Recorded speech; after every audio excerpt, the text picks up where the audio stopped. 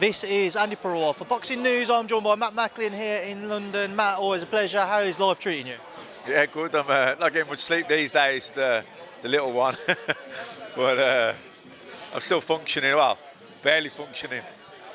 Well, it's always good to see you, Matt, and I hope fatherhood is treating you well. And we're back here in the capital. Azim obviously pulled from the card due to injury. How disappointing news-wise was that?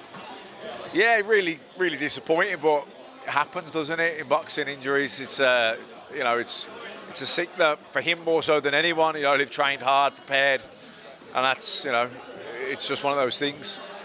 Boxers seem to be on a really kind of bad luck of form recently, like just bad luck coming their way. Obviously, you had Liam Smith pulling out from the Chris Eubank Jr. fight. The reports of Efron being off this morning, Adam Azim's injury, all of the Fabio Wardley, Fraser Clarke fallout. Just seems to be a lot of bad luck coming boxers' way at the minute. And I say, when it rains, it pours. I think that's perfectly put there. But we have Fraser Clarke returning on Saturday night. Mariusz Wach. If it wasn't for everything which happened with Fabio Wardley, do you think people would be more accepting of a Mariusz Wach fight at this stage in his career? Yeah, probably, because he's a name, he's very experienced, been in there with a lot of guys, done okay with them as well. So, yeah, I think so. But unfortunately, because on the back of the negative press over the Wardley situation, it hasn't really kind of gathered the sort of excitement you'd have hoped for. What are you hoping to see from this fight then? Obviously Fraser will be wanting to put all of that to the back of his mind, so when he steps between the ropes, we know what Mariusz Wach brings. How does Fraser go in about nullifying the attributes of Mariusz?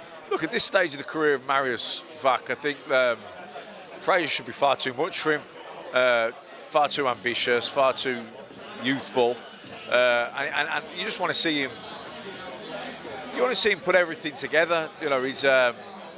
He said he wants the Wardley fight next, or as soon as possible after this. He just wants the 10-rounder. So, you want to see him put on a performance that merits that.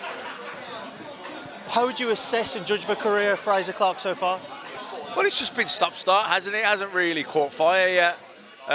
He's failed to it hasn't really gathered momentum because he's had injuries and fights pulling out, and it's been a slow burner, which sometimes you get in a career, but you don't want a 30-year-old heavyweight to have a slow burner. You want it to catch fire and move fast.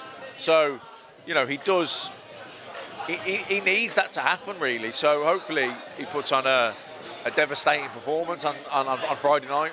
Caroline Dubois obviously returns as well. What are you hoping to see from Caroline? I think just more of the same. She's been brilliant every time she's been out. She's looked impressive every performance, very fast, plenty of spite. A lot to be impressed with. Caroline obviously being touted as a future world champion. She's always seemed a few levels above the opposition that she shared the ring with. She's spoken about a potential Michaela Mayer fight at some point in the future. From what you've seen, how far off would you say she is from a potential Michaela Mayer fight or somebody who is world level? I don't know really, because it's trying to get that in-between fight, isn't it, to close the gap, to gauge where she's at. I'm sure she's sparring people in the gym, and they, as a team, can make a good guess where she's at. But it's nice to do it in the ring on the night of a fight. I've seen an interview Michaela Mayer said, and I suppose you don't have the strength in depth, so you've got the really top good ones, and then there's quite a gap then to where there's quite a lot of women. So. But I think Caroline's definitely a big star of the future, and you don't want to rush that move and maybe throw her in a little bit too deep, where she gets beat and maybe knocks her confidence. If you've just been a bit more patient with her, but it is hard to hold her back because she's literally blowing opponents away, isn't she? And so she looks so beyond the level she's at.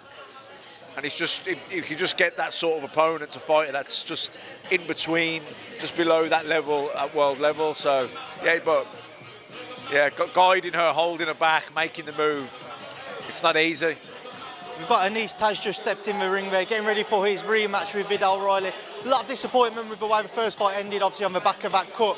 So going into a rematch, where do you expect it to pick up from? Do you expect it just to carry on from how the fight ended, or do you think it might be a different proposition for either man, a different approach from either man? Well, I think Vidal, was boxing well. Obviously the cut sped things up. But I think he was on his way to probably getting anyway, you know what I mean? So I think he's quite superior, and I think he'll show that again. The next generation of Fury as well in Roman Fury. Excited to see him, Matt? I don't know anything about him really, just that he's a Fury, so I'm interested to see what he's got. A lot of pressure whenever you carry that name, though. As you said, you don't know much about him, but what can that add to a fight night? The burden of being a family member of Tyson Fury and carrying that name. Yeah, I mean, it's a blessing and a curse. I suppose it gives you, I suppose it opens up doors or can get you publicity that other fighters have to work harder to get.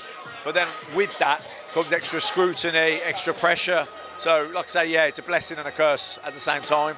Matt, obviously this past weekend we saw Josh Taylor defeated out in New York to Teofimo Lopez.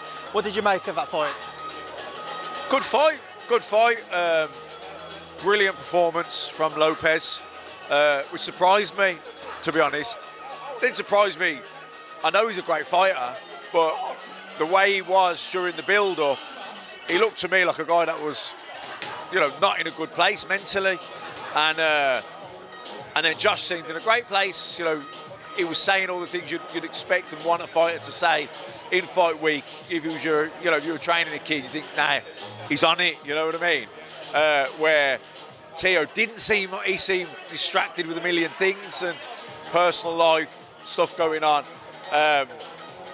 But he was able to put that to the side and focus on Taylor and the fight. He was, because he did, and he performed absolutely brilliantly. Great performance.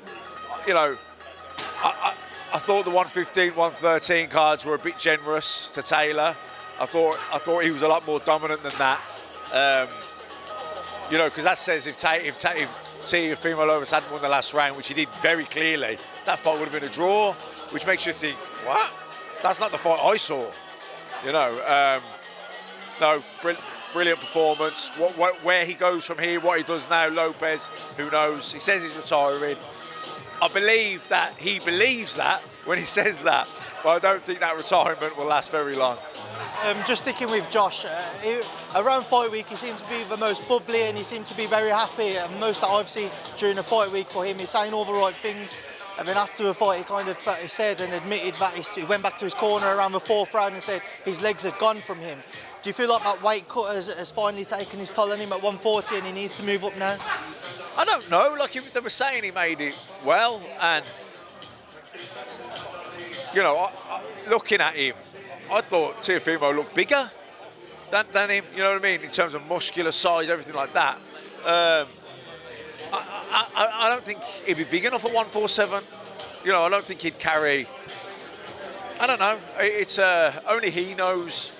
But was his legs gone because of the weight cut? Did he get hit with a shot? Maybe he got caught with a dig that made his legs go. So I don't know. We have to wait and see.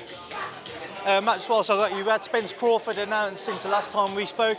Brilliant fight, one which has got all the boxing talking. What do you expect when they share the ring? Well, I just hope that it lives up to expectations, because it's gone on for so long. It's took so long to get this together. You don't want it now to disappoint, you know what I mean? You want it to be the fight that we've all wanted and hoped and thought that it will be. And I think it will be. I do think it will be. Hard one to pick, but I'll go with Crawford. What's going to be the difference? Listen, they're both top, but I just think Crawford's got a bit more to him. You know what I mean? He can adapt, he can switch. I just think he'll find a way to win. Matt, just final thing, just touching on the heavyweight division. We saw Alexander Usyk sign with Skills Challenge, somewhat maybe putting the pressure on Tyson Fury to do similar. If we did not see Fury-Usyk come the end of the year, what do you think that would say, especially about kind of the sport and the business side, given that we're seeing so many terrific fights at the lower weights, i.e. Haney Lomachenko, Taylor Lopez, Spence Crawford, as we just mentioned? Yeah, it's just, if it doesn't get made, it's just shambolic, isn't it, really? You know what I mean? This is like the pinnacle of boxing, sport, and, there's millions in the pot. Surely the people, the powers that be, can get together and find a way to make it work. And if they can't, it knocks you sick, really. because it's disappointing. It's robbing the fans of the fight that they really want to see, and then you get left with a different fight that, yeah, it's a good fight, but it's not the fight that you want.